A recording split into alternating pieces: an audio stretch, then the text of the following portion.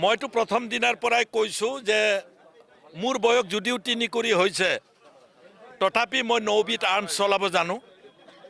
মই SSB training কৰা ল'ৰা, ক্লাছ 8, 9ত মই GL ট্ৰেইনিং কৰা ল'ৰা, গ্ৰুপ লিডাৰ ট্ৰেইনিং কৰা ল'ৰা। মই নৌবিধ আৰ্মছ তেতিয়াৰ পৰাই চলাব জানো। যদি ভাৰত পাকিস্তানৰ যুদ্ধ কণ্টিনিউ কৰে আৰু আমাৰ নিচিনা মানুহক যুদ্ধত প্ৰয়োজন হয়, মই নিজৰ জীৱন পৰ্যন্ত উৎসৰ্গা কৰিবলৈ ৰেডি হৈ আছোঁ এই বয়সতো।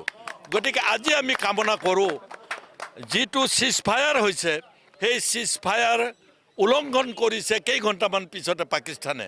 মইতো ভাবিছোঁ যে যেনেকৈ প্ৰয়াত প্ৰধানমন্ত্ৰী ইন্দিৰা গান্ধী ডাঙৰীয়ানীয়ে পাকিস্তানক দুটুকুৰা কৰিছিল 1972 চনত, আজিৰ দিনটোত এইখন চৰকাৰেও ভাৰত চৰকাৰৰ লগত যেহেতু সকলো ৰাজনৈতিক দলে সহযোগ কৰিছে ভাৰত পাকিস্তানৰ যুদ্ধত, গতিকে আমি আশা কৰোঁ এইখন যুদ্ধত বেলুচিস্তান আৰু পাকিস্তান যাতে ভাৰতে দুভাগ কৰে সেইটোহে মই কামনা কৰি আছোঁ।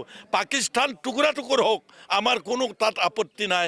আৰু পাকিস্তানে যে অন্যায়ভাৱে উগ্ৰপন্থী পঠিয়াই আমি ভাৰতীয় মানুহক সময়ে সময়ে হত্যা কৰে, তেনেকুৱা এখন দেশ গোটেই পৃথিৱীৰ কাৰণে প্ৰথম আৰু প্ৰধান শত্ৰু। ইন্দিৰা গান্ধীক লেডি আইৰণ লেডি বুলি কৈছিলে, গতিকে এজন আইৰণ মেন বিচাৰিব নেকি বা মোদীক সেই ৰূপত বিচাৰিব নেকি? না, মই সেই কথাটো ক'ব বিচৰা নাই কোনে কি কৈছিলে। ডাঙৰ ডাঙৰ ব্যক্তি মাননীয় অটল বিহাৰী বাজপেয়ী ডাঙৰীয়াও সেই সময়ত ইন্দিৰা গান্ধী ডাঙৰীয়াক যথেষ্ট গুৰুত্ব সহকাৰে ইন্দিৰা গান্ধী সম্পৰ্কে বক্তব্য আগবঢ়াইছিল।